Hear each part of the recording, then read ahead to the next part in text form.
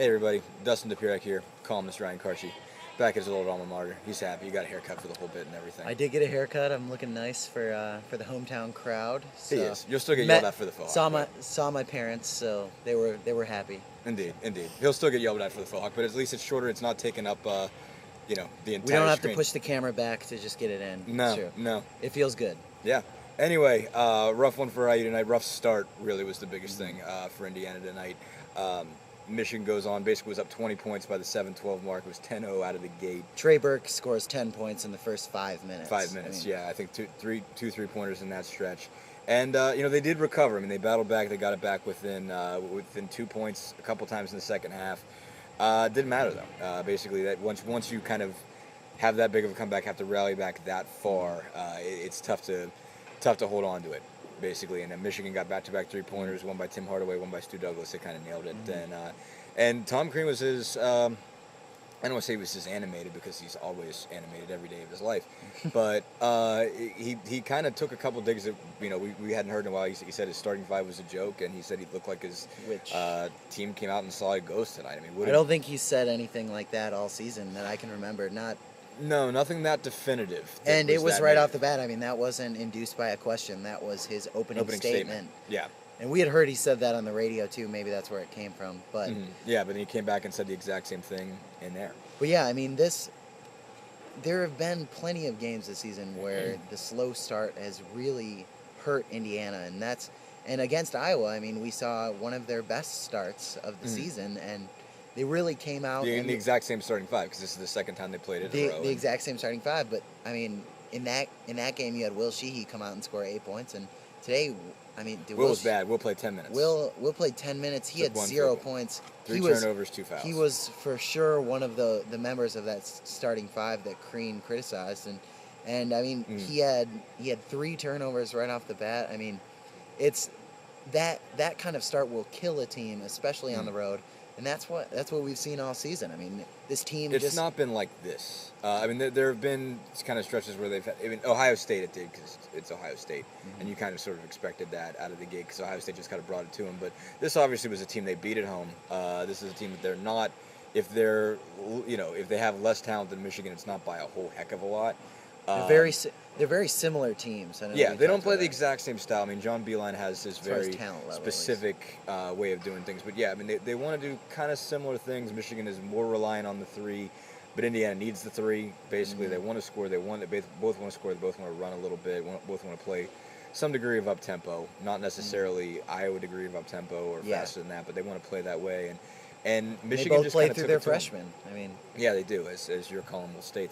Yeah, I mean, they basically, really, they did after the first 5 or 10 minutes, I mean, they did everything they wanted to do. Those first 10 minutes just really destroyed them. I mean, when you go down 20, yeah, that's the whole. Jordan Hole said afterwards. I mean, it just takes it out of you to have to dig yourself out of that hole, and that's pretty much what we saw tonight. I mean, it helped for Michigan to really slow down Cody Zeller, at least offensively, early on. He came on a little bit later, and he didn't have one of his best games. He still ended up with 11 points and 12 rebounds. Second double-double. His second double-double as a freshman this year, and I think Michigan really had it right as far as how you defend Cody Zeller, and they kind of mirrored what other teams have done to try to shut him down, what Wisconsin did. And I mean, when you have Jordan Morgan, who's a big guy, I mean, he weighs 250 pounds, he's going to muscle up a guy like Cody Zeller in the post. And when they're using double teams effectively on the baseline like they have, and Indiana doesn't have that available kick out, then that's really going to hurt Indiana going forward. And this kind of a blueprint of how you can stop Cody Zeller as far as keeping him from getting easy baskets down. Yeah, I mean, everybody's tried to be as physical with him as can be. I mean, some have been more effective than others, but they were a lot more effective tonight. And I think that says a lot just for what they were able to do differently. I mean, I think they went from being really bodied up against Michigan State, and then he was really able to take advantage of a lot of things against Michigan. I think partly, Morgan got into foul trouble in that game. Morgan was able to play, pretty much all night tonight, as long as he was, as they needed him. That really. You got to start with a big post guy that can body him up, and then just double team and harass as much as you can. And he doesn't get as many calls in the room. and that helps the cause. But, I think it's interesting, just kind of using something that Tom Crean has said all season long. After wins, he said, we've 17 wins, 17 different ways. I think the losses come similar. I think it's interesting in the sense that we've rarely seen the same player step up 2 games in a row. Mm-hmm. I know Cody Zeller has kind of been a constant in that, but last game Jordan Hulls was completely ineffective. Wasn't really even a part of the game. We thought he was hurt at the end of the game.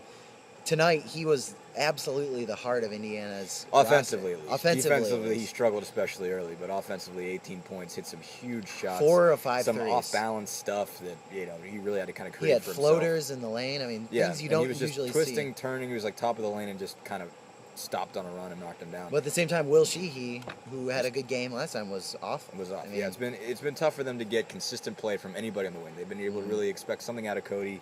And basically, it sounds good when you're winning, when it says, "Oh, we're getting somebody from somebody different every night." It works the same way. way. But it works exactly the same opposite way when you can't rely on somebody from game to game. That's kind of the issue they have. I think what kind of changed, I guess, in the second half, what got them back into it is they finally just started really keeping Trey Burke in front of him. He went 30 minutes without a bucket, and that sort of I don't think anyone's done that all season long. Yeah, so. and I mean, what it really was is it seems like they just sort of just got out of their heads, I guess, in the first 5 minutes. I mean, they did what they wanted to do in the second half. They stopped penetration, and when they stopped penetration, they were able to stay on shooters.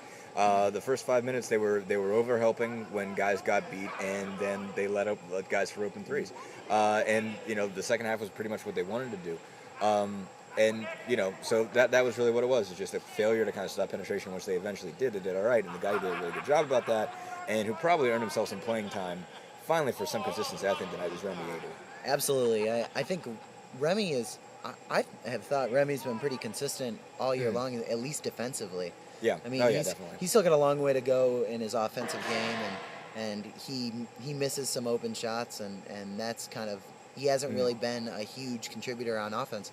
But he bulldogs it to the hole. But defense, they can trust him, and I think that's why you saw him play down the stretch in this game, and it's still kind of baffling to me why he hadn't been in games before. Maybe just because they didn't need him. I think it's more that it's that kind of general fear that coaches have of most freshmen. If it's not somebody that's at a higher level, like a Cody or something like that, or a Trey Burke from Michigan, when you don't get to play him that much, you're never sure sort of where he is. I mean, he was asked about him recently on the radio show and mentioned, he's not sure what he's doing in terms of screens yet and that kind of thing. So that was sort of an issue, I think, and you saw him get better at that tonight. And tonight they just needed somebody to stop somebody, and I think they know that they can rely on Remy to do that. And Crean kept using the word warriors tonight. In February he wants guys who play like warriors, and that really seemed to be sort of dog whistling a little bit in Remy Abel's direction and saying this is a guy who played like a warrior tonight, who might not know exactly what he's doing yet, might bulldog it a little bit to the hole too much, but at the end of the day can keep a guy in front of him. He'll figure out the picks, he'll figure out opposing offenses. They just needed somebody tonight who could stop somebody. Another guy who I was impressed with again was Derek Elston. I thought. Yeah, Derek's played a couple of good games in a row. Derek has really kind of played himself back into the role of the number 7 or number 6 or whatever you want to call him starter. And I think mask. You need to get rid of the that. mask was great, and I think Crean was right. And I don't know if we talked about this at all, but Elston said Crean called him and kind of told him, you need to be more confident with your shot. You're a good shooter. You can make those shots. And we saw it make a huge difference. And once he's kind of a guy who can run on that confidence, and you know he can string together a few good games like he did against Iowa. And here he was 3 of 4. He played 24 minutes and he had 9 points. I mean, for a guy coming off the bench, that's he looked like one of the better players in this game. And maybe we see Derek Elston get him get in the starting lineup at some point this year. He's like so many of them. What it really comes down to is when they hit their shots, they feel more confident, they feel better, and Crean has lamented that before. He doesn't want guys to get their confidence from their offense, from their jumper, because it can go away from you, and Derek is one of those guys. When Elston can hit that sort of wing 17-footer or get a 3 to fall, he's a totally different player. I mean, it's the same way with Hulls. It's the same way with Oladipo, not necessarily getting a jumper, but just getting anything offensively. He does the same thing. All of them. I mean, and that is, Tom Crean will probably tell you, that's a big part of this team's problem. It's a problem inherent to a team that has lost more than they've won. last 3 years. It just Sure. You And, got to know, kill that mindset at some point. Yeah. Anyway, I'm gonna turn this off because I'm afraid of this computer right now. Anyway, thanks, guys. Thanks.